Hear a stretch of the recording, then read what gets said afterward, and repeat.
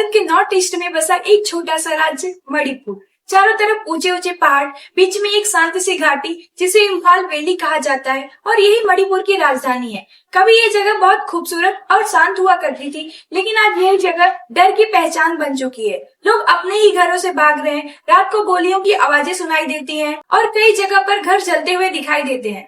अब सवाल ये है, आखिर यहाँ ऐसा क्या हुआ कि मणिपुर के हालात इतने बिगड़ गए?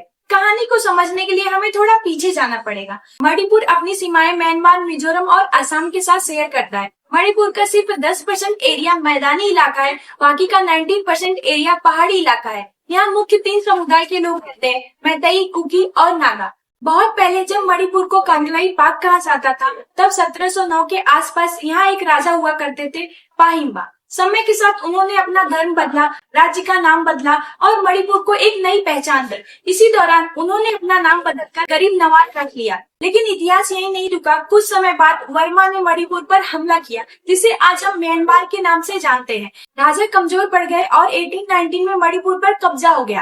फिर मदद के लिए अंग्रेजों को बुलाया गया। ब्रिटिश ईस्ट इंडिया कंपनी आई, उन्होंने वर्मा को हरा दिया, लेकिन बदले में मणिपुर की असली ताकत अपने हाथों में ले ली। राजा सिर्फ नाम के लिए रह गए और मणिपुर का असली कंट्रोल अंग्रेजों के पास चला गया। इसी दौरान पहाड़ों में रहने वाले अलग अलग लोगों को अलग अलग पहचान दी गई। किसी को कुकी कहा गया, किसी को नागा कहा गया और घाटी में रहने वाले लोग मैतेई कहलाए। धीरे धीरे एक ही राज्य में 3 अलग अलग दुनिया बन गई। फिर आया 1947, भारत आजाद हुआ। कुछ समय बाद मणिपुर के राजा बोधचंद्र ने 1949 में भारत के साथ एक समझौता किया और मणिपुर भारत का हिस्सा बन गया। इसके बाद 1956 में मणिपुर को यूनियन टेरिटरी बना दिया गया, यानी ये अब सीधे सेंट्रल गवर्नमेंट के कंट्रोल में आ गया। फिर 1972 में मणिपुर को पूरे राज्य का दर्जा दिया गया, यानी अब इसकी अपनी खुद की सरकार, मुख्यमंत्री और विधानसभा बन गई। सब कुछ ठीक लग रहा था, लेकिन असली कहानी अभी शुरू होना बाकी थी। समय बीता और एक ऐसा नियम बना जिसने सब कुछ बदल कर रख दिया। घाटी के लोग पहाड़ों में जमीन नहीं खरीद सकते, लेकिन पहाड़ों के लोग घाटी में जमीन खरीद सकते थे।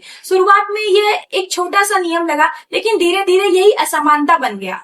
फिर एक दिन मैतेई समुदाय के लोगों ने एसटी यानी शेड्यूल ट्राइब दर्जा की मांग की। बस डर यहीं से शुरू हुआ। कुकी और नागा समुदाय के लोगों को लगा, अगर ऐसा हुआ तो उनकी जमीन, उनकी पहचान, सब कुछ खतरे में आ जाएगा। और यहीं से डर ने जन्म लिया। डर से अविश्वास पैदा हुआ और अविश्वास धीरे धीरे टकराव में बदल गया। फिर आया मई 2023, एक छोटा सा प्रदर्शन शुरू हुआ।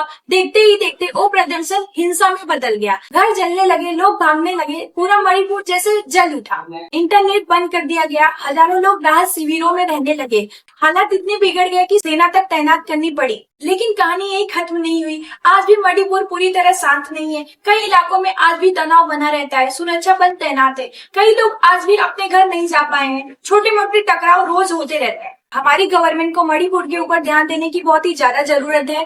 अगर आपको ये वीडियो अच्छी लगी है तो वीडियो को लाइक करें, कमेंट करें और हमारे चैनल को सब्सक्राइब जरूर करें। Thank you.